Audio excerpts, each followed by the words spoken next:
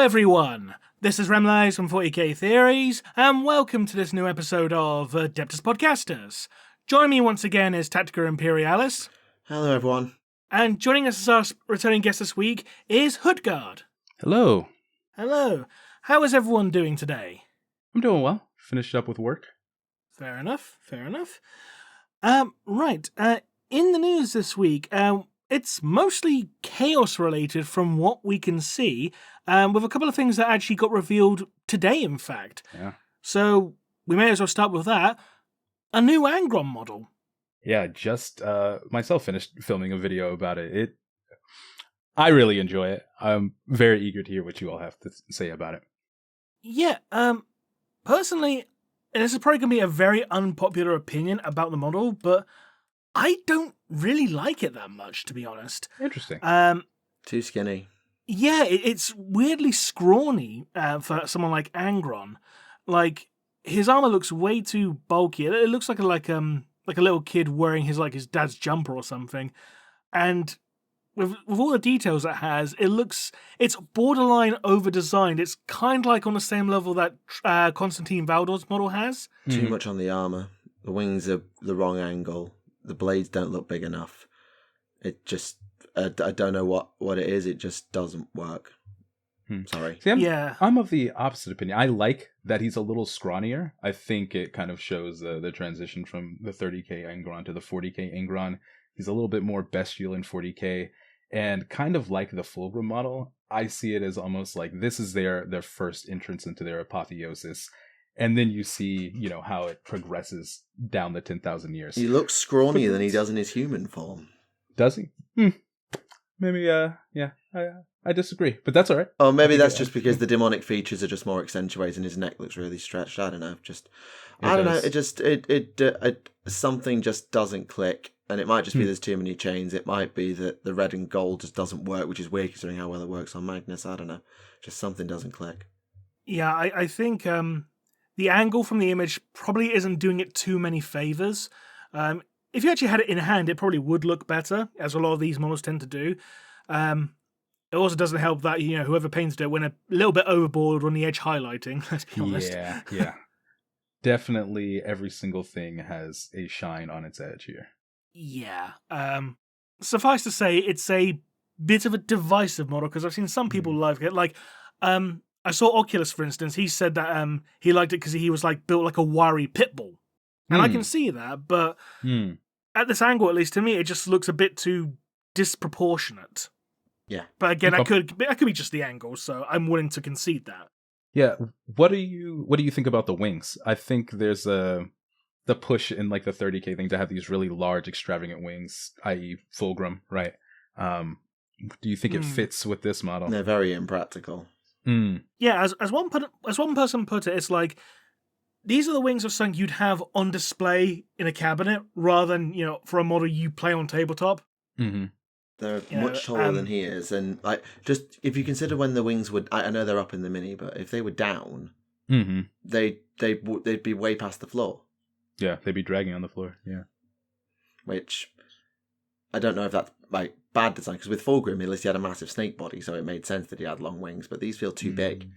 I'm not saying that they can't be big, but they look. I don't know. Something just doesn't click. I don't know what it is. I think it feels like they're trying to do the Saturnine cover, just like these really long cape-like wings. And I feel like maybe the structure of them doesn't lend to that image as well here. Yeah, I get that, yeah. But Angron was not the only member of the World Eaters to be revealed today, as we also got, surprisingly enough, Lotara Sarrin. Yeah. Which was out of nowhere. I don't think anyone expected her, let's be honest. Apparently she's a Zone Mortalis specialist. Has she had a model before? No. No, she's always just been sat on the boat, space boat. So this is the first time we've ever seen her actually. I mean, she's apparently very good at space warfare, and I suppose that works well in Zone Mortalis, so defending her own ship and that kind of thing would probably work very well for her, but but it does say she can't really fight, even though Khan's trained her. She has a power sword out of ceremony, rather than actual being good at it.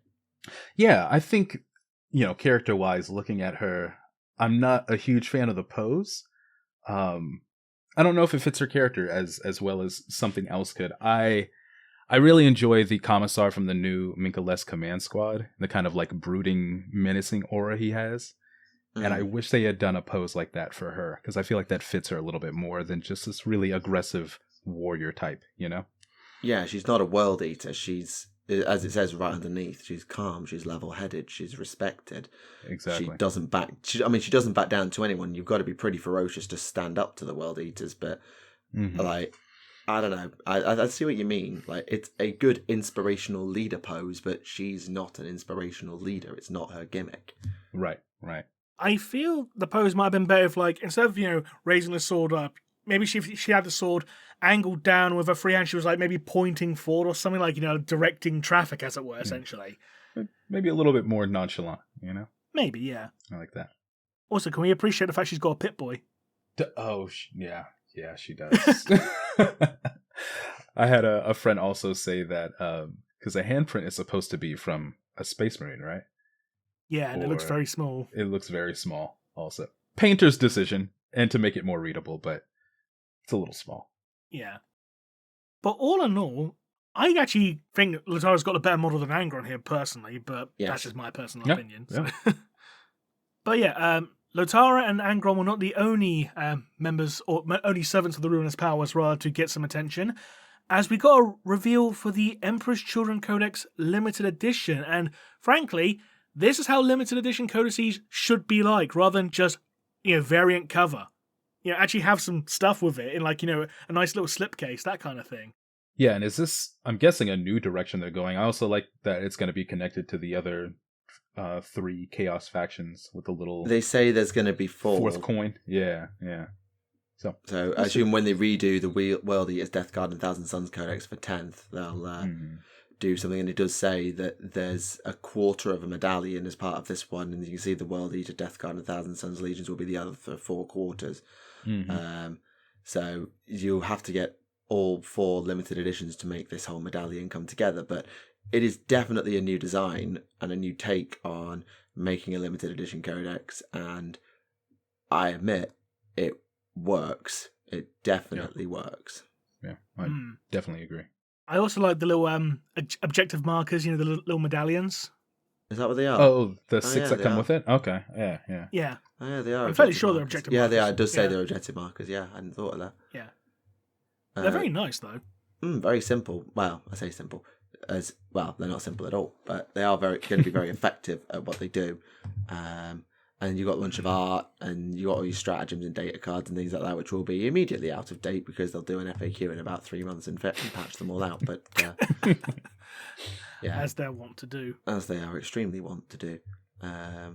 Apparently, there's magnetism.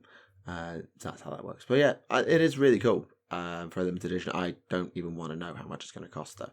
I dread to think. I know limited editions are meant to be expensive, but Jesus Christ. Yeah. I mean, with a normal limited edition is what, 110? Well, USD anyway. Up from 60. Normal limited edition codices, they're about they were about £50. So I imagine that'll be like roughly what, $80? That's for a regular one. So this will probably be at least $100. Yeah, gotta be. If I had to guess. But yeah. I swear there was something else chaos related today, but I can't remember what. Oh yes, there it was. Alfarius is getting a toy. Yes, and not just Alfarius. Oh, yes, there's a whole bunch of Alpha Legion figures coming out, including a Contemptor Dreadnought. First one? I'm not sure if it's the first one. I think the Fists might have had one, but I need to double check. Oh, the very same might have been the Blood Angels. I can't remember. I'll have a look 1 second. But yes, it's definitely an incredibly detailed bit of work with the Pythian scales on Alfarius or Omagog, because they're very unclear about which is which. But yeah, I mean, it's definitely very impressive. It's definitely a Primarch, and I don't think anyone's going to have any complaints. No. Also, to answer the question, there has been an Imperial Fist one for Horus Heresy as well. Okay. Gotcha. Including a Leviathan, surprisingly enough. Neat. Fair enough. I like the more green accents on this armor. I feel like a lot of artwork of Alfarius or any Alpha Legion kind of downplay the green and more teal and purples. Oh, yeah. Part of me thinks like the green eye lenses kind of get a little bit lost in the detailing, though. Yeah. But that might be intentional, so... I just think if you had, like, red eye lenses, it might just make it pop a bit more. But, again, it's probably intentional to try and, make it more mysterious or something. It also has that red gem right in between them. Yeah. You can always recolor that to, like, yellow or something. I don't know. True. And I was going to say, speaking of gems, but it's nothing to do with gems, but it is to do with eyes, weirdly, because one of them's got 3. For Warhammer the Old World, we're getting frogs. Yes. Why? They are for the Scroll of Transmogrification spell. Right. Or magic item, whatever it is. Oh, those are great. Which reminds me very much of old Britannia stuff, with Morgana Le Fay, or Morgan Le Fay, whatever she was called. The Fey Enchantress knockoff. Yeah, that's the one. Yeah, the one who rode the unicorn. Yeah. Yes. Because I remember her original 5th edition model actually came with a frog as well. Because that's just awesome. Everyone loves frogs. Most people do, but if you're wanting a slightly less nice underwater amphibious thingy, then the High Elves have, I assume it is the High Elves, have decided that... What faction are these frogs connected to? They're tokens, essentially, for a transmogrification spell. But the High Elves themselves have decided to bring a much bigger undersea creature, the Merworm, to their arsenal. Oh, I love this model. It's a classic. I love it. Is it an old mini? Yeah, it's an old Forgeworld mini. Ah. It's beautiful. It was one of the creatures from it was one of the creatures from the old Monstrous Arcanum book. So I'd heard of it and I'd heard the name, so I knew it was a thing. I just assumed this was a new sculpt. No, it looks like it's just a re-release of the old Forgeworld one because yeah, they say it is returning to the range. I'll read the article again. Because do you remember, like, for a time, when Forgeworld still had its own site, and you shot by Age of Sigmar, and the only Age of Sigmar models you could get were just the Forgeworld, Bloodthirster, Lord of Change, Great Unclean One, and Keeper of Secrets, and that was it. Yeah, because they were 40k related as well. Oh yeah. Which is a shame because they had some really cool AOS stuff like was it the giant? Oh god, that giant Minotaur thing. Can't remember. Oh, I forgot what it's called.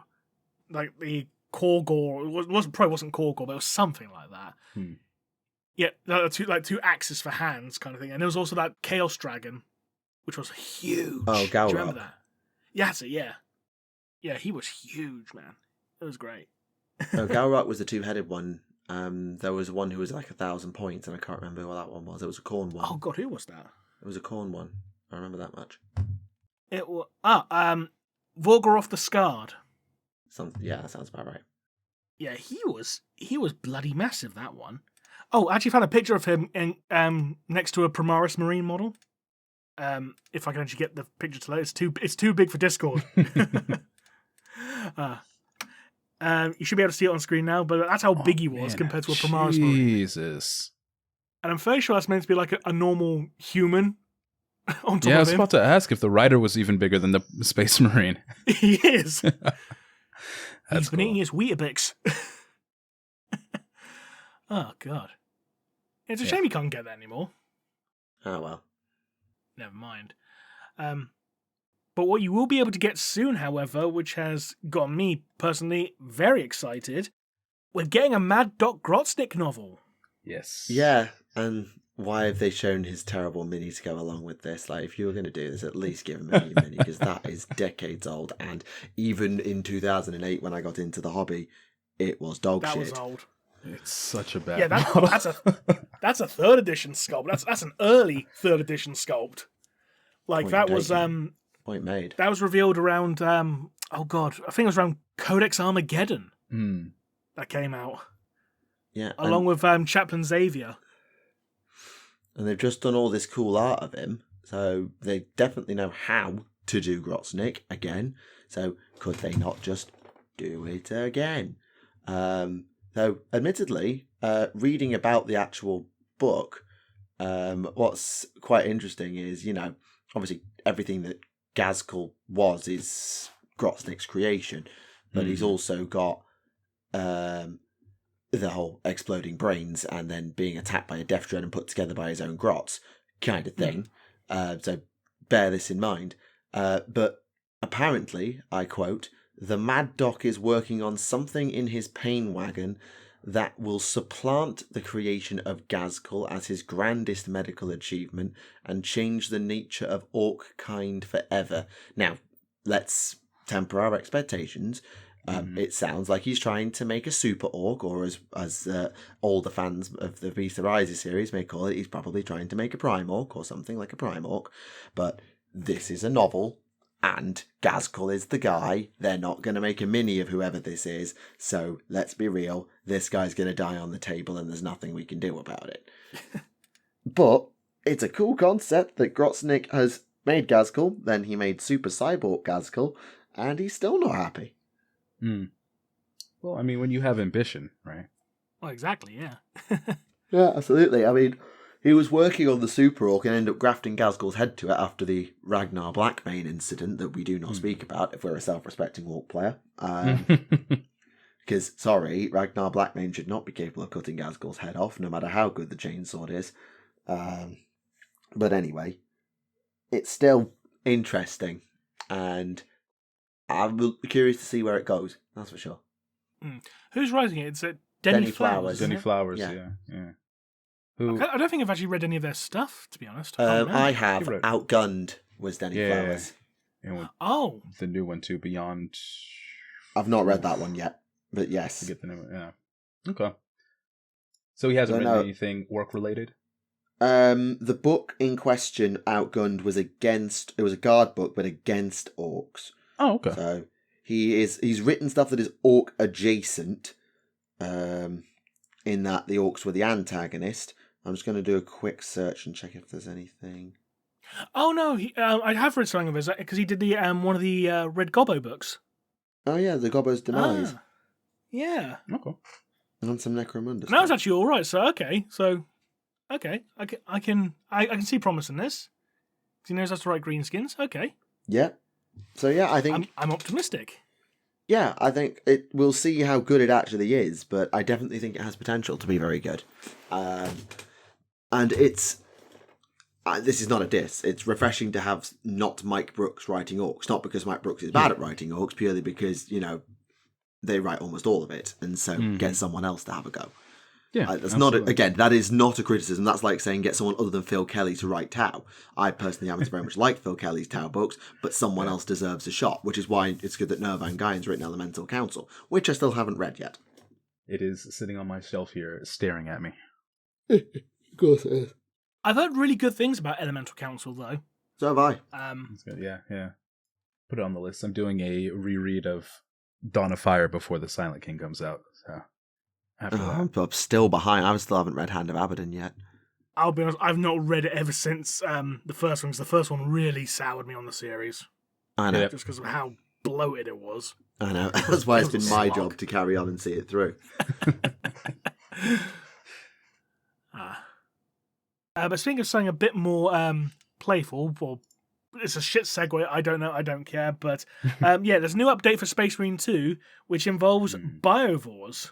Yeah, they're making out like biovores are like the big thing in this patch. Like there's a Salamander's upgrade kit, there's a Raven Guard cosmetic kit, and biovores will now show up on the same level as Tyranid warriors, which, fair enough. I mean, that's about the level that they're at.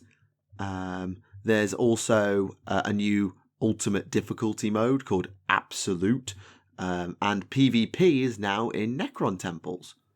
Ooh, cool. I think out of why? everything, that's what I'm excited about. There was a level in the main game which was set in a Necron tomb, so that might just be why. That is probably why. I'd forgotten that. Yeah, because I remember when I live streamed that, like going through Necron tomb, it's like, oh cool, it's a Necron tomb. All of a turn around, it's like a ruined like tombstone, and I was like, fuck. Didn't see it at first, I just walked up and was like, fuck.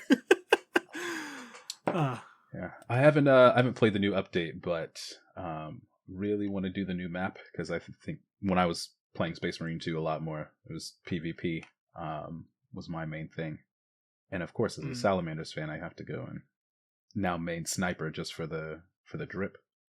Nice. What else do we have? Oh yeah, we got a new rumor engine, which I've heard two possibilities for this. It's more than likely going to be Age of Sigmar or possibly even Old World. One person is saying it's Kanothi. It's a horse. It's definitely a horse. Yeah. Another person has said Centaurs. Both of those are possible. I mean, the lack of, this is going to sound stupid, the lack of sculpted details, it's just like lots of carved out plastic in terms of the details. That, to me, makes me think Old World, because most horses in Age of Sigmar are way flashier. Like, there's loads more furry details and bardings and other stuff like that. Like, that to me screams Old World. I don't know why, it just does. Because it looks basically 2D. Yeah, I get that, yeah. I'm in the camp of it. It's probably going to be Centaurs, just mainly because of how the leg is positioned. Yeah, plus we know Beastmen are coming, so it would make sense. Yeah. They deserve some love for a change, considering, like, you know, all the time from AOS, they had, like, what, one model? Give or take. You know, that one Beast Lord, whatever it was. It's a much thicker thigh than what a horse would have in there, near the top, too. So I'm guessing it's some type of upright creature. Presume so. Something beastly, either way. Yes. Although I think, as much as I think the other mini for Heresy Thursday is where I want to go next, because obviously Angron is Angron, and we talked about Angron straight out the trap. But there was another mini released, revealed a couple of days ago, which is a new Mechanicus equivalent to the Astartes Predator. Doesn't look like it, I know, but it's called the Krios. And it's basically, what if Predator, but strip off all the armor and put energy shields on so it's a bit more movable, and then strap on either a lightning cannon and a radiation blaster, which is like, Jesus Christ, this thing is utterly huge, or a pulsar fusil, which is basically the equivalent to a las cannon by the sound of it. Oh, yes. I like how this looks. Also, for that first picture, can we appreciate how the barrel looks like very much like a 1950s sci-fi death ray kind of thing? Yeah. Yeah. I mean, it is the Mechanicum. Who's to say it wasn't a 1950s sci-fi death ray? You're right. I really like that they can make Horus Heresy, especially Mechanicum stuff, still look like older technology compared to what's in 40K. Or at least different technology, right? Because it's technically, I guess, supposed to be better than what they have now. Yeah, like you compare it to the hover tanks and the stuff the Mechanicum use now, and you're like, yeah, this is definitely more retro, but it also looks way more deadly. Yeah, yeah. And speaking of which, there's also a new tank option, which is basically, what if the Triaros armoured tank, but armed with radiological batteries of mortars? So it's called the Karaknos, apparently, which is a really cool name. And it's like, you've got this heavily armoured tank carrier with a hermetically sealed environment and all of this, but instead of being it's basically like, I'm trying to think like of a tank that has no transport capacity when you strap new guns to it. It's not like the Chimera to a bit like a Manticore. Probably like the Guard Manticore is what comes to mind. Where you take the chassis of a tank, of a transport, and strap whack off fucking guns to it and just... Yeah. I'll tell you what it reminds me of. It reminds me a bit of a Land Raider Helios. Yeah, but swap out the whirlwind missiles for virus bombs. Yeah. Which is just funny, but also terrifying and stupid. Now, looking at the model hilariously terrifying. I've never built a tank. Are these, I guess, the containers for the mortars? Do they move themselves, or do you have to build them in the way that they're like showing? It depends on the actual kit. Sometimes they're movable, sometimes they're not. It really depends on the actual kit. Yeah, because I know with the Land Raider, for instance, like the Sponson guns, you can like have it so they are posable. Which mainly involves don't glue this certain part, just keep it loose and you can turn it. That's on my list of things to build and paint this year, is a tank of some sort. And you can get both of these tanks along with a Thanatar in a heavy support box set as well, which is just awesome. I need one. Yeah, it's a good box and a good way to just get sorted, and just get the bits you need and hopefully be a little bit cheaper. Admittedly, I know I missed the last episode, sorry about that. But the mechanicum minis have just been really good, like the Arquitor Magisteria and the Secutarii Axiarch that we got the last couple of weeks. Oh yeah, that Axiarch is sick. Yeah, both minis, to be fair. Very different vibes, but God, they're really good. Like, I'm not going to get into Heresy, but if I did, I'd definitely play Mechanicum. And I say that as someone who owns a Magnus. I still would play Mechanicum over playing Thousand Suns, and that's a bold thing for me to say. I mean, the Mechanicum models have been constantly hitting it out of the park. You know, they've been like, you know, the highest quality stuff coming out of Heresy in recent years. You know, so I mean, it's the first time I think that Age of Sigmar has been challenged by the 41st by the sci-fi side of Games Workshop. Like, we know Necromunda makes great minis. We know they do. Yeah. But AOS and Warcry and Underworlds have had so much more freedom to be creative. And Heresy, because it was all Marines. 40k, because everything's so strictly written down in the lore, you can barely do anything new unless you pull an ass pull. And Necromunda is on a tiny scale and can only really do so much because it's all just humans and beasts. Mm-hmm. I know there's variants on that, Rem. You don't need to correct me. I know, but there just hasn't been the room for the sci-fi side of Games Workshop's design team to really start to flex some cool stuff. And it feels like Mechanicum is the designer saying, right, you have kept us in a box doing Space Marines for how many fucking years now? Well, tell you what, James. How about this, all this cool shit that you could have let us release all those years ago, but no, you wanted 15 different fucking flavours of Space Marine. So have this instead. And oh, by the way, don't forget all that Dark Mechanicum stuff that we've got sealed away, ready to go from this Legions game that's definitely going to make it into full scale, we promise. So whatever they've done to make these, can I have some? It's really, that's a joke, students. That's a joke. But the designs are insane and they're really impressive, and I'm really glad they put them together. Could not agree more. That was a bit of a random rant. No, necessary one. In terms of minis and things, that's basically it. Like, there's a couple of articles about the High Elves, which I've read, just because I was curious. But there isn't really much else to discuss. Like, the Eldar stuff's on its way. There's new Crusade stuff for 40k, and the High Elves, as I've mentioned, are on their way out as well.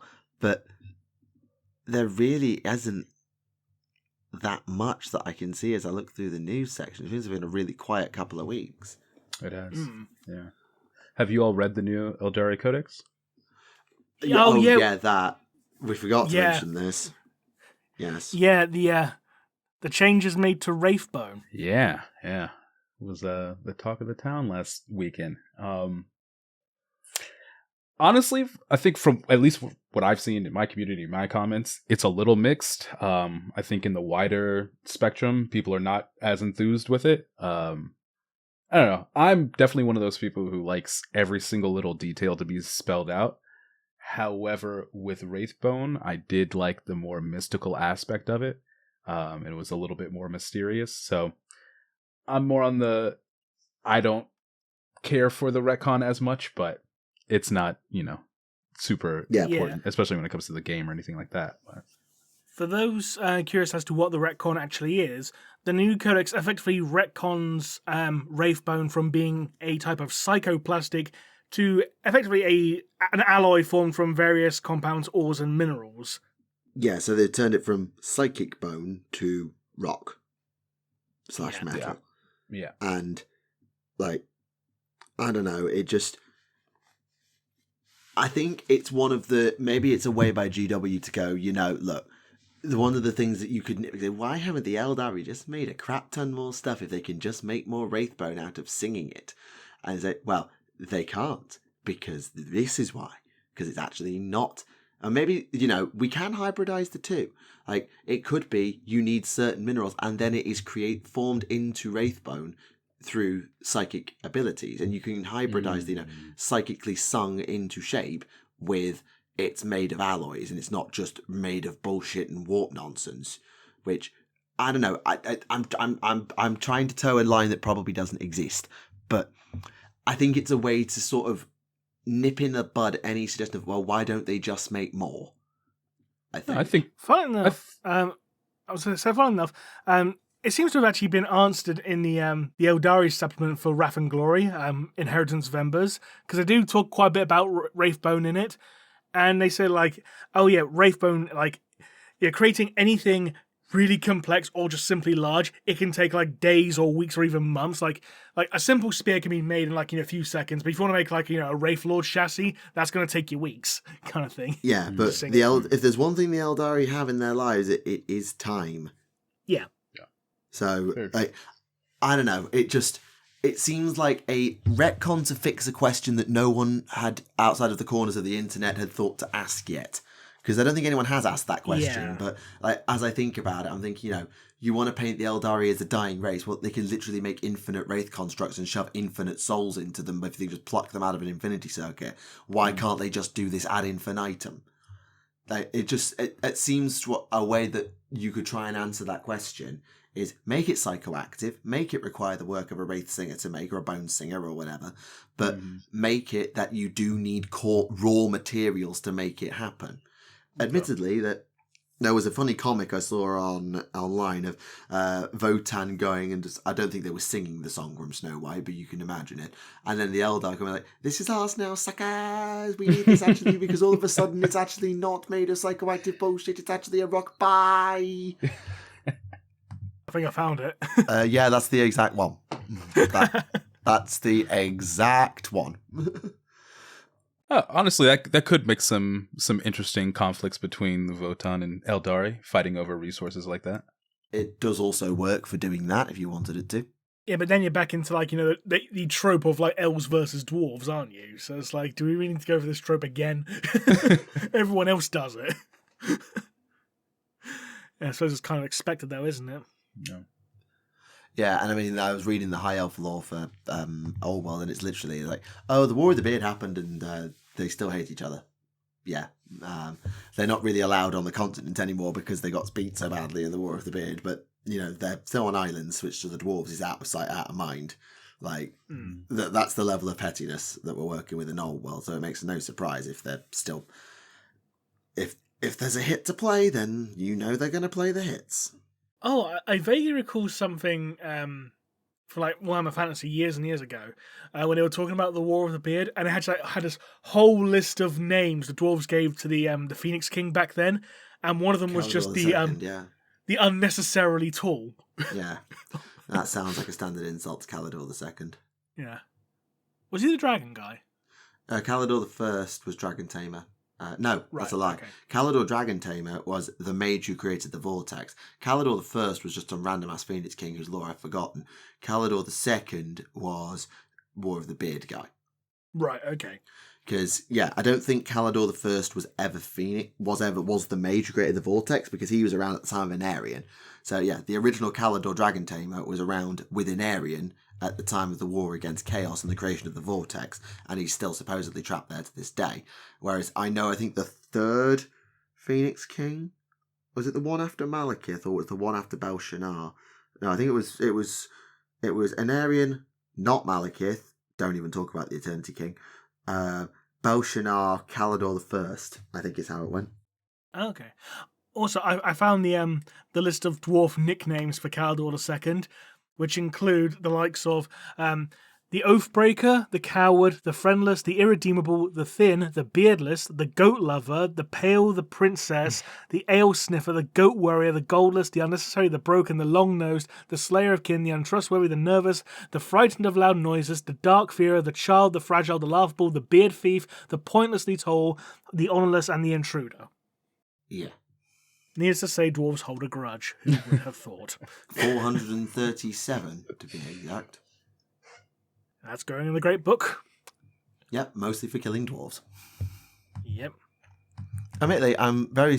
Hang on, does it say it?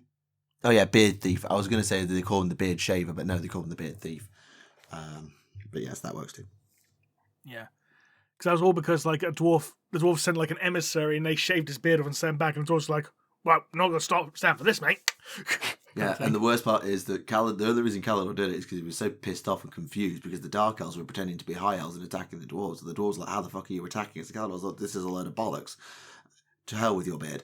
So, yeah, standard Dark Elven trickery. I'm going to have to use that insult from now on. To hell with your beard. How dare you? That. Dear, oh dear. Oh dear, indeed.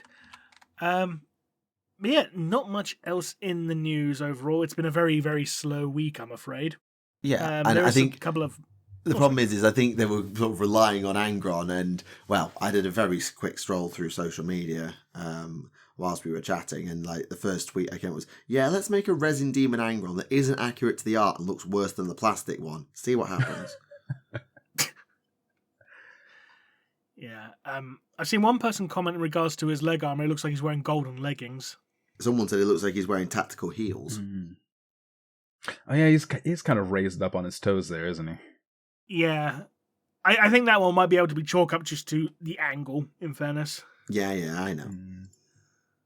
I do like the Dead of Blood Angel in his base, though. That is a nice corpse. Mm-hmm. Yeah, because it's supposed to be, obviously, it's just before the battle with Sanguinius at Eternity Gate, so it makes sense. Yeah. The Blood Angel is the best part about that model. That might be too harsh, but... I am surprised that his sword isn't the Black Blade, apparently.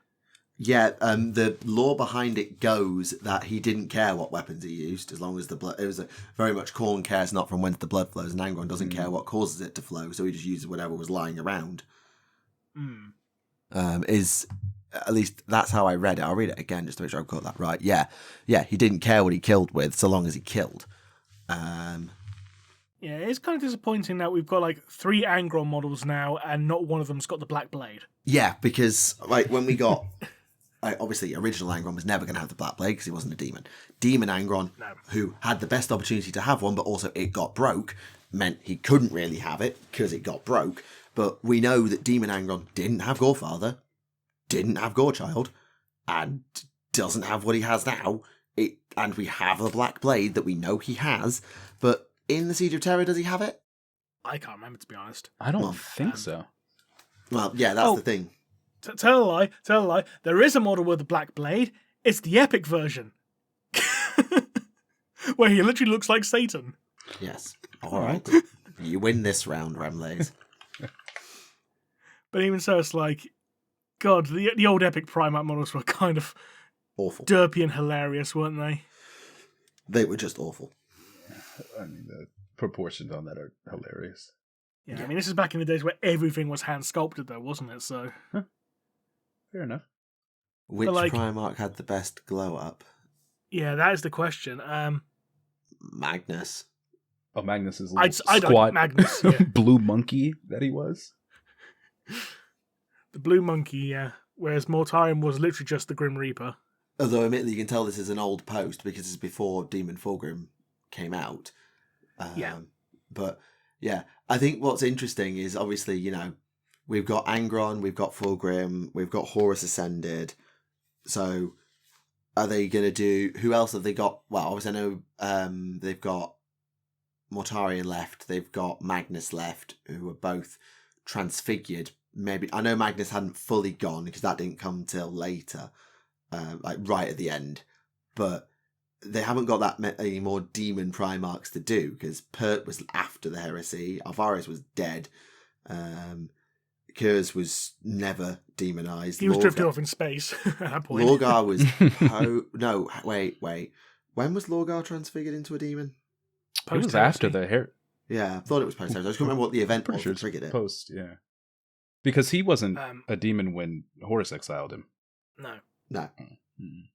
And then Mortarion became a demon literally just before he arrived at Terra. Mm-hmm. And Magnus literally became one on Terra, according to his own hallucination that was definitely real. Yeah. So who's next? That's the question. I reckon it might be Magnus, to be honest, because he's got the oldest 40k model, so he might get the next Heresy model. Yeah, but they've done 2 Fulgrims in a row and 2 Angrons in a row. Let's be real here. They're not really caring about what 40k is doing. Actually, do you know what? If they do like a Magnus transfigured, and it's more closely aligned to the epic model, basically the big ape with a huge beard kind of thing, because one of his shards did look like that, which was a nice little Easter egg. If they make it a bit like that, that would be a really nice callback, I will admit. We'll see. And plus, it would help to differentiate him some more from his 40k model.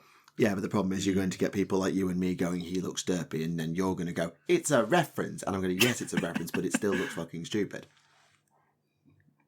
I'm more curious how they're going to do Mortarion without him looking like, Night Reaper, or whatever it was called. The Catan, Nightbringer, that's it. Well, the Nightbringer doesn't have plague wings, and I think Mortarion did, didn't he?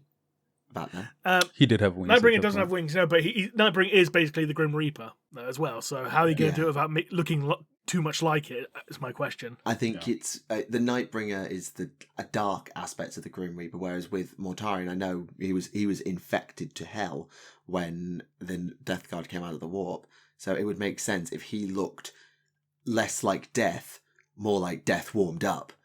Like he looks sick.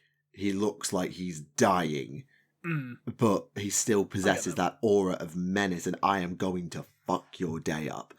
Like if you can't take me, is that one of those, if you can't deal with me at my worst, you will not deal with me at my best kind of things. Like he's not fully gone over yet. He's only just embraced Nurgle for the purpose of not dying. Yeah. So yeah, I don't know. We'll see. Though I will admit, I would love if Mortarion transfigured, if they just did it based on the old artwork for him from back then, because that's a sick piece of artwork. I would love that, but that's just me. Yeah, I mean, it would look very cool, but yeah, this idea of this withered old man who almost looks like a zombie, still obviously with the scythe and the wings, but not fully given over to Nurgle yet, so maybe the wings are a bit more standard demonic rather than the fly wings, although probably you do need to keep the fly wings.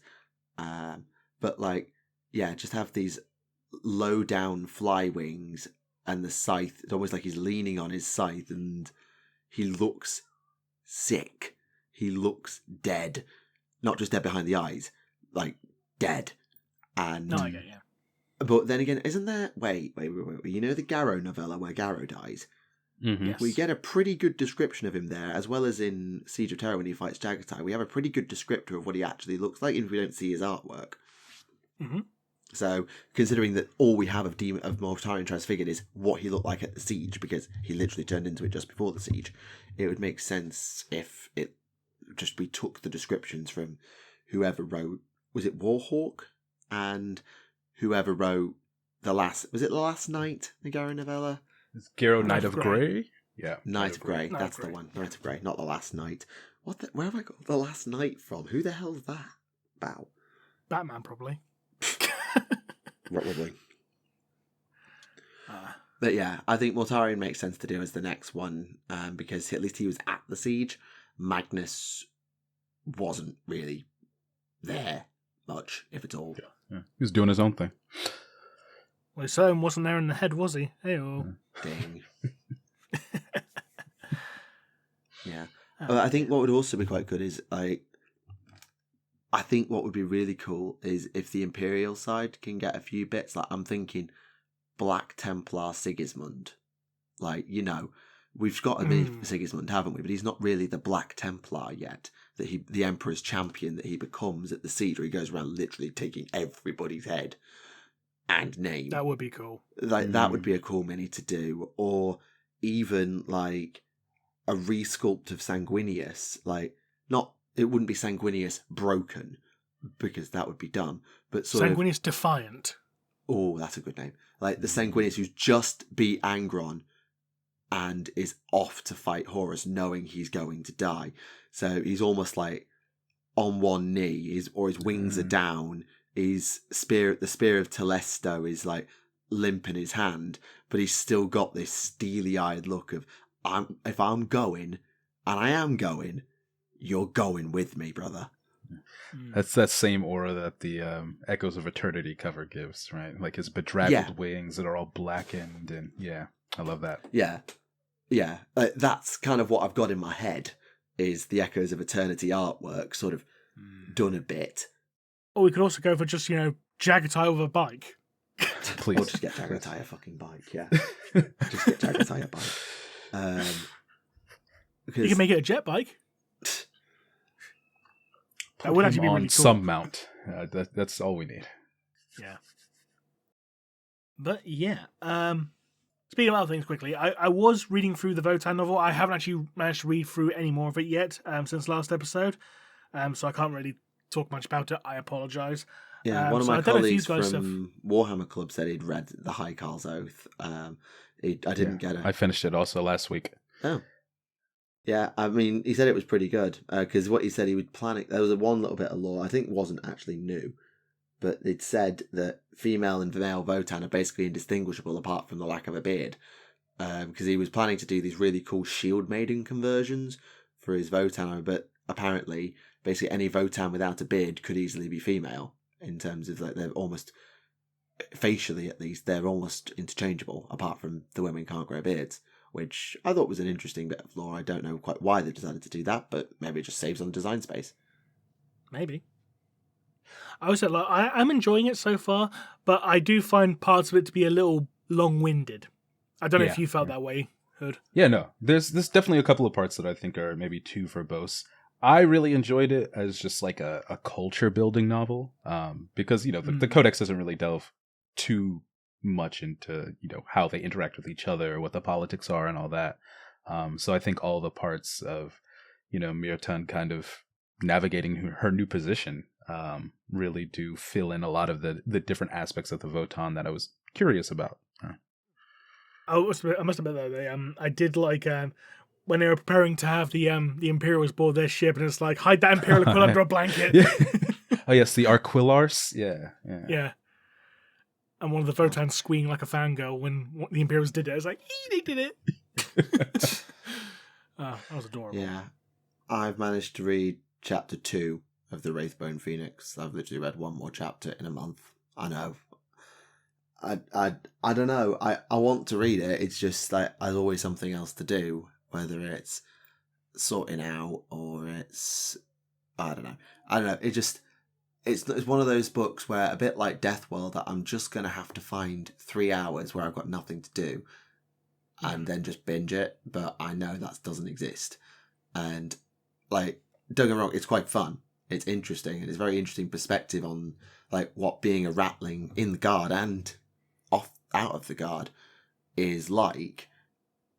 But it's, I don't know, it isn't inspiring me to keep going. Like, I'll flick through a few pages and be like, okay, I need to get on with something else now. And then I'll leave it for a week because it isn't grabbing me enough to drag me back. Not because it's bad, but just purely because it's not got that super hook of, you cannot put me down. You need to keep reading. It certainly doesn't. It doesn't have that it factor. And that does happen quite a lot, where books just have that it factor and this book doesn't. And that's not a criticism. Like, it's very hard to find to create an unput-downable book, especially because the Wraithbone Phoenix was first or second Warhammer crime novel. I think second after Bloodlines or Flesh and Steel. No, Bloodlines I think went first, and then this one, and then Flesh and Steel went third. But it definitely doesn't have the unput-downable aspect to it, but it is still quite interesting in and of itself. And I'm just realising the more time I spend faffing about not reading it, the more books that I actually really want to read are getting away from me, like Hand of Abaddon, the Silent King, Dawn of Fire novel when it comes, the Grotsnik novel when it comes, Elemental Council, which we were discussing earlier. Like, there are a lot of books getting away from me because I can't find the time or the willpower to power through Wraithbone Phoenix, but I also don't want to give up on it because it is probably quite a good book. It's just... Yeah. I felt the same way about Lazarus. That book took me like 2 months to read because I just could not... It was okay. It was an okay Dark Angels book. I thought the the enemies were actually, honestly, the most interesting part about that book was the planet they were on and the weird bucks and stuff like that. But every time I wanted to read that book, it just did not have that same like draw factor to where I just wanted to pick it up and read it a lot. I think Oaths of Damnation had that for me. And it was ironic because that book kept me from reading Oaths of Damnation for so long. But yeah, I definitely get that. Yeah, I don't know. I find I end up, a lot of things with me are very cyclical. Like I'll do big binges of stuff and then not touch stuff for ages. Like I did a huge amount of hobby. I painted all my Vespid. I painted all my Inquisitorial agents and my assassins and a Ministerial priest. And I did it in the space of like 5 days. Coincidentally, I also binged the entire Fallout show on Prime Video in the background at the same time, which was very worth watching. Oh yeah. But it's the same with reading. Like I'll read 2 books in 2 weeks and then not touch anything for a month. And then I'll come back to it and I'll find the time and I'll power it out because like it's half term coming up and I'm just looking at it like I've got mock exams to do. I've got other events to sort and it just I don't know where I'm going to find the time to see it through. But I found the time at Warhammer Club tonight to do a bit of hobbying, not for me, just for a pupil, just helping them out and doing a conversion with them because they're playing Traitor Guard basically. And, cool! That looks really cool. So they've been playing Traitor Guard. They've got loads of kit bash. They've done their own Lord Solar Leontus kit bash. They're using a Cawdor Preacher for a Ministerial priest. And all these kinds of things. They're doing loads of conversions. So I thought, well, Primaris Psyker, I was trying to find the Rogue Psyker from Blackstone Fortress to see if we could find one so they could get it for their army. But couldn't find one. So we end up getting a Primaris Psyker and saying, right, let's go through our bits boxes and see what we can do. So we did this kit bash. We swapped the staff head for a Chaos Icon from the Marines kit. The head is a Cawdor head. Again, and the hand is just a little gauntleted glove from Mantic of all places, and then scrape off all the iconography and put a sassy nurgling familiar on the base, and like it only took us 15 minutes to do, and we haven't really changed the silhouette that much, but we were really proud of what we did for 15 minutes work and a really effective conversion. It looks really good. Like it's really characterful as well. That's awesome. Yeah, and I think that's something of like when you haven't got a lot of time and you haven't got that same motivation to power through and do loads, you've just got to keep your hand in. It's why, even though I made one video in like 4 years, I still do this show because it keeps my eye in, it keeps my hand in. Yeah, okay, I've got Warhammer Club that I can run, but that could easily just downward spiral into just doing the same thing every week of just painting or playing and getting annoyed because kids can't read their own rules every single week. But this keeps me across what's going on. It keeps me across on minis, on the lore, and it's just a way to keep my hand in whilst knowing I'm basically semi-retired, which is a stupid thing to say at 28 years old. But despite being semi-retired, I can still do this and still be community adjacent, as it were, even though it's really time inconvenient sometimes. And like last week, obviously I didn't attend because baby stuff, and I've said to Rem many a time about it, that's just going to have to keep happening, or I'm going to miss episodes here or there or whatever. But I have to apologise. Well, it's understandable. Baby's got to come first, obviously. So yeah, absolutely. I mean, they're nearly 1 now, which is obscene. Already? Bloody hell. Time's gone so quick, isn't it? I know. And yeah, admittedly, I kept it quiet for a while and until we did the big episode 200 quiz. But bear in mind, that was 36 weeks ago. Like, if we do episodes every 2 weeks, it's episode 218. So that was 36 weeks ago. That's 9 months. So it's... time really gets away from you, and it really just like, I don't know. I tried to make a video once. I couldn't do it. I couldn't come up with a script. I couldn't find the words when I was sat down and recording about almost hobbying as a parent, and what I tried to define as legacy, which is a stupid thing for a 28-year-old to be talking about, but like the idea of like, you know, this is a hobby that as a parent you might think is a way overcosted and a way big extravagance that most parents haven't got the time or the money for, and that's true. Like, it is extremely expensive. It is very time consuming. Like, even for me, I hobby in bursts, and that's usually if I'm at home on my own because I'm stuck working and others are traveling. So be it. But that idea of this is a hobby that will always be there, and even if Games Workshop goes under, which I very much doubt, or even if I stop actively participating in the new games and new miniatures because I can't afford it or I haven't got the time or whatever, I'll always have the hobby, and I can then share that passion as the kid gets older and just sort of share it with them and be like, yeah, this is what I do. This is what your mum did for fun when she was at school. And I don't know. It just... I've talked a lot about how much I love this hobby, and it's been a massive part of my life for, God, going on 17 years at this point. Like, more than half my life has been doing Warhammer, and for more than half of almost my entire adult life, I've been doing this bloody program. But it sits with you, and you stop and think about it, and you're like, yeah, what happens after? And can I share that? And I mean, Rem, you'll know that too now, a little bit. Not the same way I do, but... No, I get what you mean, yeah. Because, you know, I've been in this hobby obviously much longer than you have. That's not a flex, that's just a statement of fact, because I've been in hobby since, like, you know, the days of second edition. Well, very strictly speaking, you know, the very, very, very tail end of first. Yeah, when I wasn't even born, so you kind of have it by default. Yeah. So I've seen, like, you know, people grow up with the hobby. I've seen, you know, all these changes throughout the hobby, you know, and you know, some changes are good, some changes are bad, as to be expected with something that's been around for, like, you know, over 30 years and so, you know. Of course. But it's just one of those things, like, you know, you've been in it for so long, and you know, and it's something you enjoy, like, as much as we do.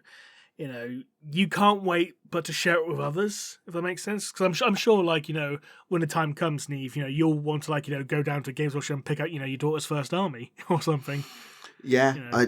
I don't know how far I'll get in that attempt, but very much would like to do it. Yeah. Your Tau's like, okay, so here's where Tau. I was like, yeah, but I want Custodies. No, you want Tau. No, and that has been fun doing that with the pupils at Warhammer Club in terms of bloody, like, oh yeah, so here's a series of armies that we have at club, and these are the different ones. These are mine, and these are these ones. These are these ones. I want that one. Oh, okay. Why did you pick the fucking toaster? Because... And then there's generally the running competition between me and the other members of staff and some of the sixth formers about what the lower year kids are going to pick. And it's like, literally, one of them literally pointed at the toasters, and the AdMech player just went, yes! and then another kid pointed at the Tau, and I just looked over very smugly while the Orc player just basically had a PTSD attack because they've been killed by my Tau so many times. Basically, just had 1,000 yards there of not a bloody another one. Well, that means at the club you can have someone playing Farsight on close and the other one playing Tau Empire. There you go. There you go. Absolutely. So at least it won't be the same army. No. Right. Shall we jump into some questions if we've got any? Yeah, sure. Why not? That's fine. Why not? I apologise to viewers preemptively if this ends up being another short episode this week, just purely because neither of us have actually gotten around to finishing a book yet, so for that we apologise. Things have been very hectic on both our ends. It is what it is. Oh god, I'm not reading that. I'm sorry? Sorry, there's a question. I'm just like, I don't. It's not offensive or anything. I'm just like, I don't even want to read that. It's just like, is it one of those ones that's ridiculously verbose? No, it's only a line and a half. Screw it, I'll just read it because otherwise I'll get annoyed.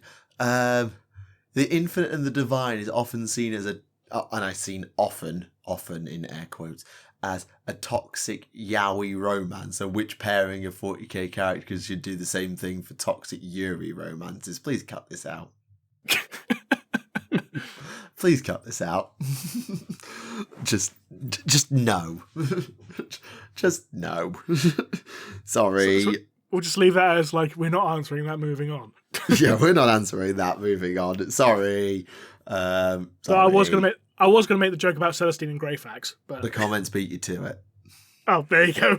There's your answer. The comments beat you to it. Oh God. Right. Okay.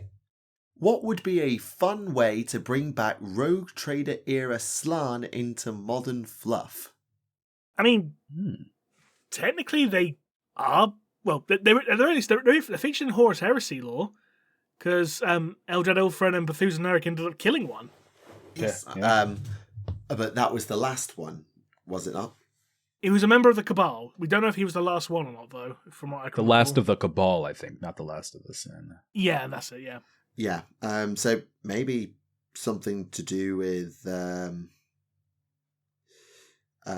like the Zotes. Maybe, I know they're not, the Zotes and the Slann are not biologically related. I'm very aware, but like almost have the idea that maybe the Slann did mutate into the Zotes, or the Zotes are a genetic divergence from the Slann as being, because they are both psychic. If I recall, the Zote is psychic, isn't it? Yes. So. I don't know. Maybe you could do something in that direction. I think the easiest option would be just to make Ian Watson's Space Marine canon, because there is a Slann in that. No. Because there's actually a scene in that book where the Imperial Fists actually have a captive Slann. No. Nothing lewd happens to it, don't worry. I don't care. No. Because if you make one of them canon, you have to make all of them canon. Well, in fairness, the other Ian Watson books are still canon, so it's just Space Marine that's not. Space Marine is like the only book on the Black Library website that's explicitly listed as non-canon. I thought they all were. No. Because the Inquisition War books, they actually had additional stuff added to them to recontextualize them for the modern setting. Like having the intros by other characters, like Draco had an intro from like an Inquisitorial Archivist.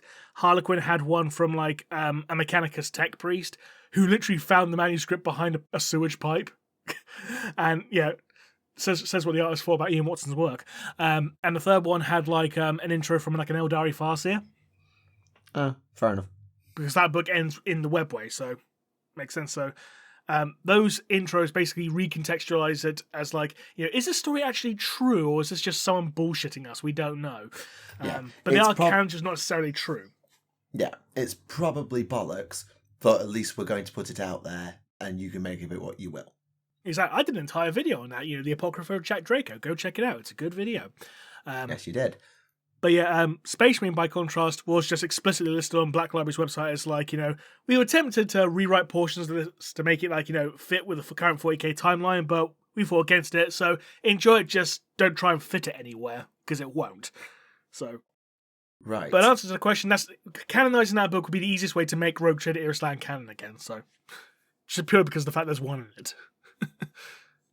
Okay. Next one. Are orcs the Old One's perfect manifestation of chaos undivided? I feel like I'm going to need some context for this one. So Khorne makes them brutal, Tzeentch makes them cunning, Slaanesh makes them excessively loud and shooty and fast and constantly wanting to better themselves, Nurgle gives them their life cycle of a plague of spores, Vashtor, I don't know what he's doing here because he's not on the same level, but the innate ability to create, and Malice makes them oppose chaos and protects them from chaotic influence if they actually exist. Yeah, it's a bit of a reach, but it's just a bit of fun. What do you think? For me, I thought you said Nurgle makes them green. No, actually. Oh man. Orcs is Yeah, as you said, it's a bit of a reach, and I'm thinking, like, reach any further, you're going to pull a muscle. No shade, obviously. I mean, if you want to believe it, believe it. I personally think it's, incredibly unlikely, just because of how orcs generally react to, other orcs who fall to chaos. It's like, that's not very orky, mate, kind of thing. Obviously, you do get chaos orcs, because, like, there's like Cornate orcs in one of the Sisters of Battle novellas. One of the Danny Ware ones, and there's like Nurgle orcs in the old Grey Knight Codex from 5th edition or 4th edition, whichever one it is. But yeah, I think it's very unlikely. It's fun, but unlikely. Yeah, I mean, I like the idea that they are just like the old ones. Like, obviously, the old ones didn't create chaos, but if you were going to distill the anarchy of the warp into a species and not make it innately corrupted by the warp, then the orcs are it. If you think about like what the orcs, well, the Kroorks and the Eldari were created for, they were created from the warp as such, not literally, but you know what I mean, by using genetic manipulation, psychic powers, etc. And they were created to be a weapon of war. And it makes sense that the warp going on to become this crazy chaotic mess, that if one of the species that came from it was insanely psychically hedonistic and the other was just Ultraviolence the musical Electric Boogaloo, where the hell did that? Where was that reference going? You can sort of you can sort of see how, like, while the Chaos Gods come out of different aspects of all the different sentient races, like the very nature of chaos, of wanton destruction and change and all of these things, I can see that almost being distilled down into the orcs. I can see the old ones maybe doing that, of being like channeling aspects of the warp into the different species that they made. But I mean, if the old ones had one brain cell between them, then they would have installed a fucking off switch. To quote TTS. Like, the Kroorks are so amazing at war, except the old ones forgot to install a fucking off button. Yeah. But yes. Right. It is implied that sometime before the Dropsite Massacre, Fulgrim tried to turn Ferrus. If that's the case, why didn't Ferrus report it? No, Ferrus, he was probably just too angry and wasn't thinking straight. Well, he did sort of storm off in a huff, yes. Yeah. I mean, Was that before or after Fulgrim knocked him out? Probably the same conversation, wasn't it? Yeah, and then they killed all the Iron Hands, right? Like the Emperor's children that came with Fulgrim. Yeah. I don't know why he wouldn't have. Maybe, well, like the last vestiges of brotherly love. I think there's two possible explanations. One is how long before Istvan 5, or Istvan 3, sorry, is this conversation with Ferrus? Because bear in mind, Fulgrim is flipped to Istvan 3, and in between Istvan 3 and 5, Fulgrim tries to flip Ferrus, because there's no way Fulgrim's flipping Ferrus for Istvan 3. So that means that the Emperor is aware that Fulgrim has flipped. Like, there's very little time between the fall of Horus and the fall of Fulgrim. Like, there's not enough time, and because Ferrus wasn't with the 63rd Expeditionary Fleet at that point. So this conversation has to happen post Istvan 3, and at that point Ferrus already knows, and the Emperor already knows. So there's no point Ferrus reporting it, because the Emperor already knows. Maybe. It's interesting either way, you have to admit. Yeah, and I mean, if you're Ferrus, like, he was his closest friend and his best bro, so I can see why he wouldn't report it anyway, or just being like, look, Fulgrim, you're not thinking straight, you'll come round. But I think at the time of that conversation, the Emperor already knew. Speaking of Fulgrim, there's another question about Fulgrim.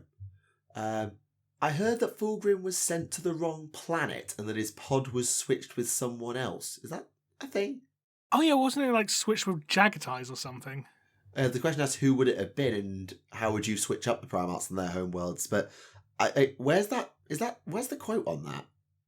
Where's the source? I can't remember. I do remember hearing about that. I just can't remember the source off the top of my head. Hood, you've recently read through the Heresy series. You might be able to remember this. No, I don't recall that happening. But there's also Go ahead, Tactica. No, it's fine. I'm musing. Go on. No, I don't remember any type of like switching happening there. Obviously, there's like in First Heretic where they see the pods and quote unquote disperse them, and there's like some flashbacks later on, but I don't remember that ever being a thing specifically with Jagatai. But I might be misremembering. It was a lot of books. Yeah, it's also the scattering of the Primarchs was not done.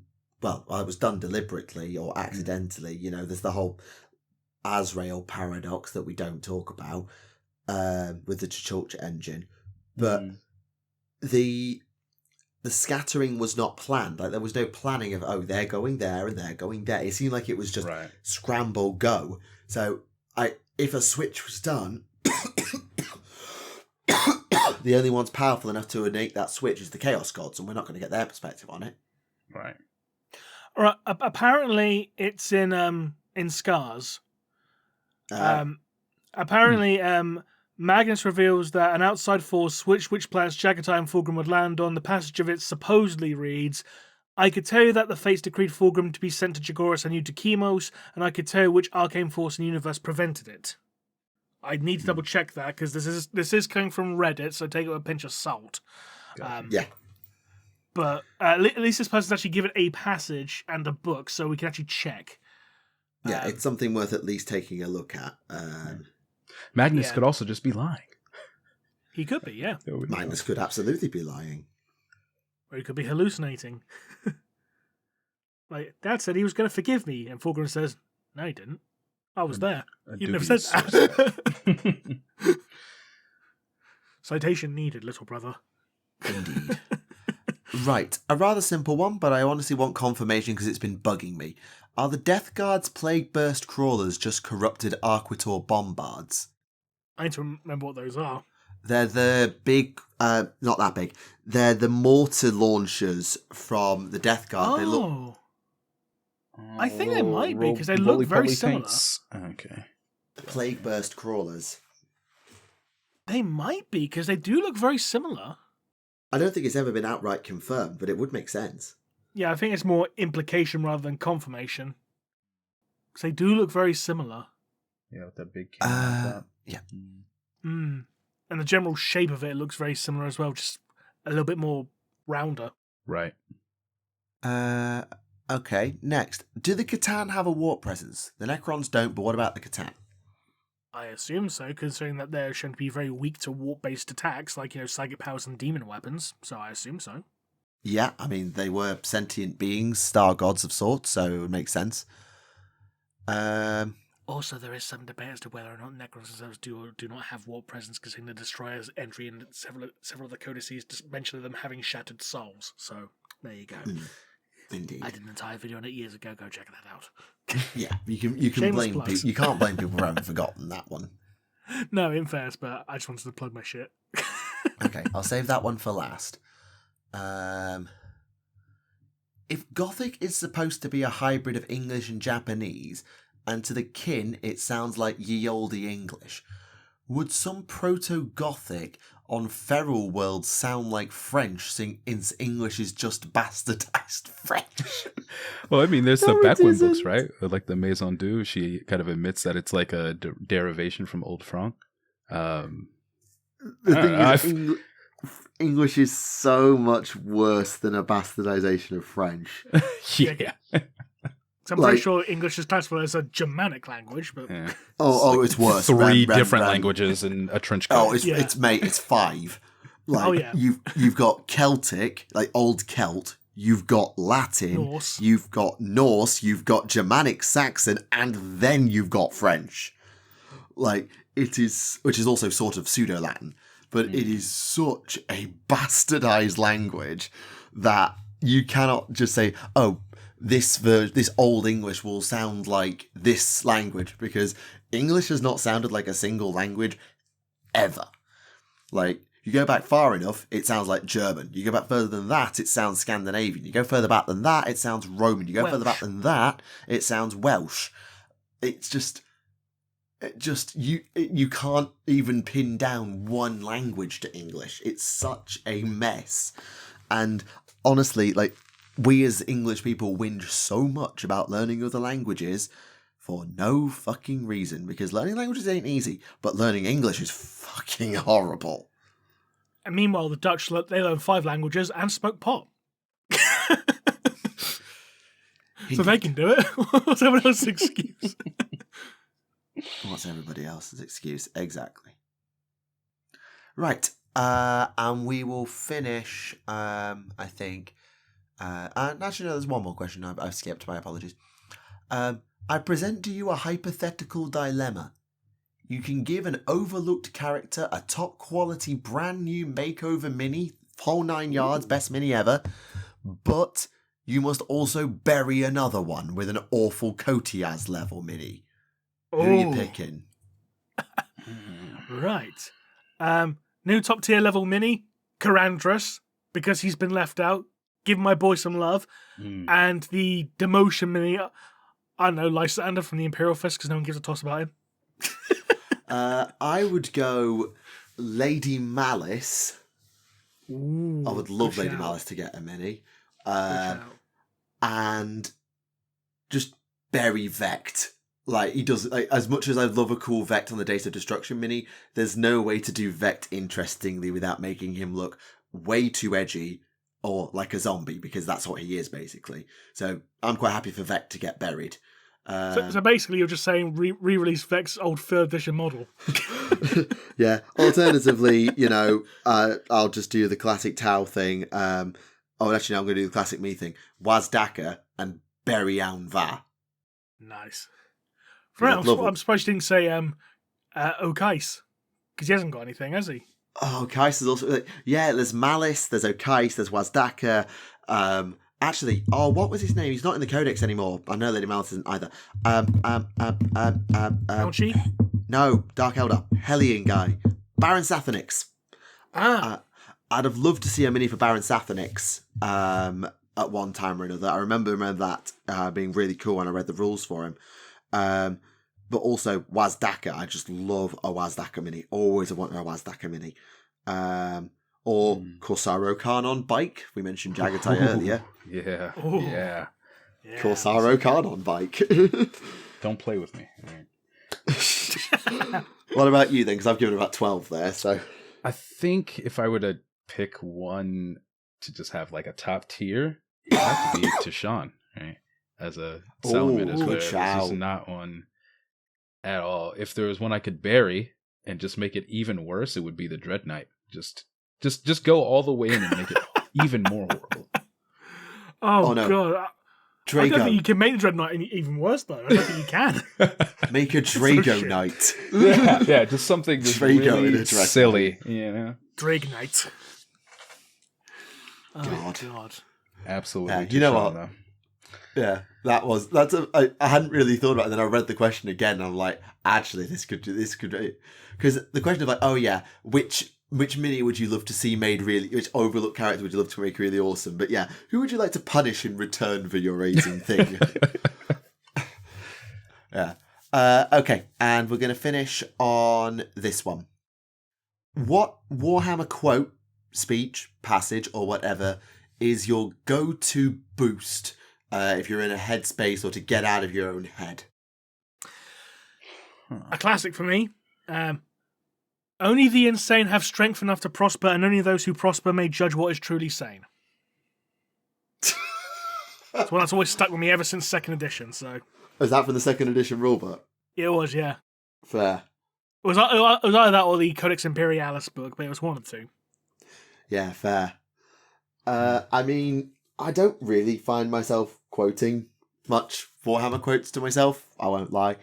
But I mean, the classic of only in death does duty end. It's like when you're just in a hole, you've got to get shit done. It's like, it's almost like the 40k equivalent of I'll sleep when I'm dead kind of thing. Like, only in death does duty end. Let's get this done. That's a good one. Is there another? Yeah, I'm trying to think. The other one, it's a lot of the ones that Titus says when he dies in Space Marine 1. Like, I am no heretic. Serve the Emperor today, tomorrow you may be dead, kind of thing. I don't know. I just find that funny. Or it is better to die for the Emperor than live for yourself. You wouldn't use that one. Another one that's fun is today's friend is merely tomorrow's heretic or something. I think that's a quote from the side of a White Dwarf when Grey Knights came out. Yeah, I don't know if I have an inspirational take me out of a despair quote. I have a favorite quote that I kind of, when I was working in STEM education, or STEAM education rather, I think a lot of what we faced in that field is like a disregard for the arts that we were trying to put back into, or at least, advocate for being put back into the curriculums more. And so the quote that I put on my email header, and like I would always say in our meetings, is the principles in art and science are the same. They're a part of a single whole.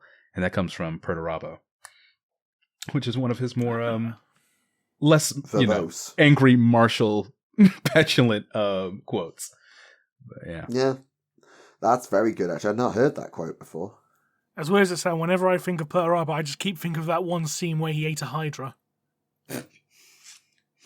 Yeah, no, it wasn't a Hydra. It was a Quetzalcoatl. Sorry, my mistake. Back when he was Conan the Barbarian. Oh, okay. Yes. Do you remember that short story? It was in one of the Sons of the Emperor anthologies. Yeah, I remember. He was literally just Conan. Sorry, carry on. Admittedly, I still find myself, there are times where I end up quoting TTS. It still happens in terms of quotes I remember. And, oh God, I can still nearly quote Magnus discussing the warp and story time with Storyteller Emperor on galactic history, and the amount of times I've had to stop myself when talking about the Dark Eldar with his pupils from going, they're unrelenting, unrestrained, murder. Stop. I've had to catch myself so many times from just finishing that quote.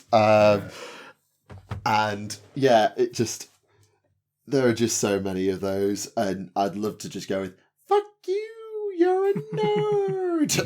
I get there's just so many quotable lines in TTS that are just brilliant, like straight up brilliant. Admittedly, I think there's one quote that it's just come back to me now. Do you remember, Rem, your Primarch quotes video? Yes.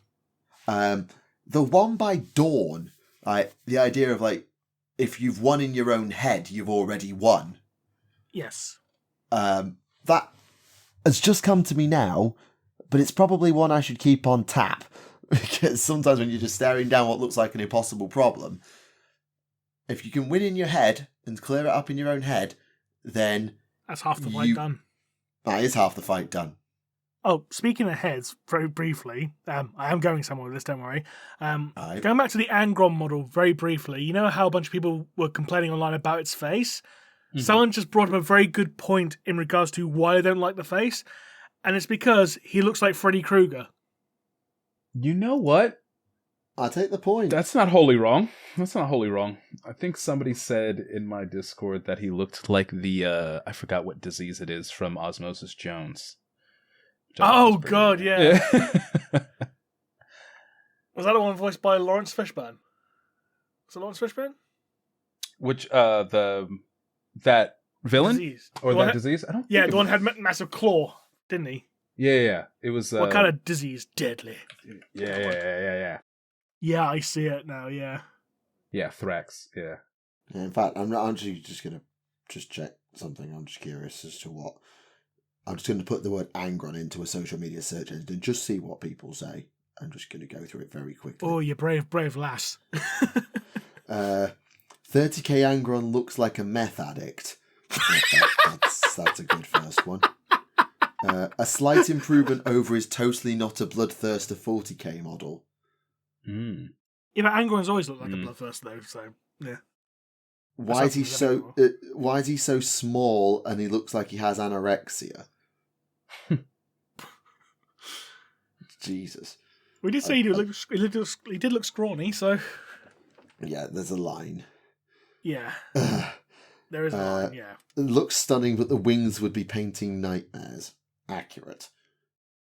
God. No, half of these are written in Spanish. Can't read that. Inferior to 40k, but not bad. Looks great minus the face. Could have been bulkier. Yeah. Less mutated. Same with Pretty Boy. I hope that when Joy Toy makes it, they'll eventually make him more like the old one and not the new one. Oof. Highlights the difference between old and new.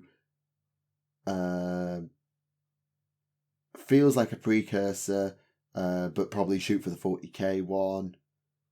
I look at 40k Angron and think, God, I want to see that guy fight. I don't even care if he wins. This model I can't imagine fighting, much less winning. Yeah, suffice to say, this model is a bit divisive. Yeah. Is it a bad mini? No.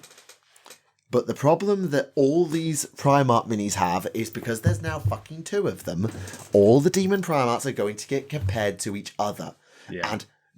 But unlike Fulgrim, where opinion seems to be quite split as to which one is better, I think most people are leaning to this is not as good as 40k Angron, because 40k Angron is a massive hulking demonic monstrosity, and when everyone thinks of Demon Angron, that's what comes to mind. Yeah. Whereas like, Fulgrim... I would say like with Fulgrim, it's like that one scene from Top Gear, like, you know, I like this, but this is better kind of thing in regards to Fulgrim. Yeah. Whereas Angron is like, it's Marmite. You either love it or you hate it. Yeah. There's no middle ground. Yeah, with Fulgrim, like I said it at the time when it came out, I was going to oscillate between the 30k and the 40k one for which one I liked best. I'm pretty confident that's not going to happen here. The question in my mind of which is the best Angron is still OG Angron versus 40k Angron. Because I really like OG Angron, the original Primarch mini from 2012. I really like that mini. I was thinking that was actually the very first Primarch model sculpted. It was. As well. Yeah. It was. It was Angron first, then Lorgar, then Horus, then Guilliman, then Dawn, I think. Yeah. Something like that. So yeah, they got off to a really good start. They did. Like the sheer momentum in that mini, genuinely, the momentum was insane. And like just knocking Space Marine back with his axe, and he's like falling over. It's like, that's brilliant, that is. But even without all the scenic base stuff, it's like, even take that all away, you can still feel the sense of he is running at you to ruin your day, and you are not going to be able to stop him. It was genuinely really good. Which, I'll tell you what, we'll make this a final bonus question. What is the best Primarch mini of all time from across all game systems? Ooh. 30k, 40k, Transfigured, the works. Who is the best Primarch mini of all time? Ooh, that is a hard choice. Okay. Do you know what? I'm going to pick something slightly surprising, you might find. I'm going to go for OG Horus, purely because of its versatility. And by versatility, I mean, because of like the way he's posed and he's on that broken eagle, you can use as either he's loyalist Horus, valiantly defending an imperial city or whatever, or it can be traitor Horus, crush the loyalist dogs kind of thing. Yeah, I like that. It's simple, but you can justify using it as either loyalist or traitor, and I like that. Whereas something like, say, Angron, for instance, you can't necessarily justify using it as a loyalist because he's killing a bunch of Space Marines on his base, for instance. This one has the versatility, and it's simple, but it's dynamic at the same time. As much of a contradiction in terms of that might be, I think this just nips out being the best one for me. I'm gonna go.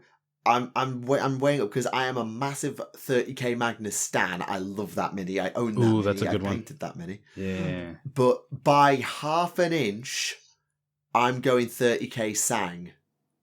Ooh. By half an inch. Okay. All right. Because that mini, rather like Angron, just screams dynamism. And you can feel the impact and the movement in the mini.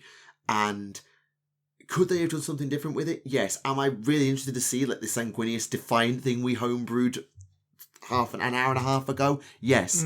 But that mini, just like, if you want to personify a Primarch in a mini, Magnus, Angron, and Sang do it best.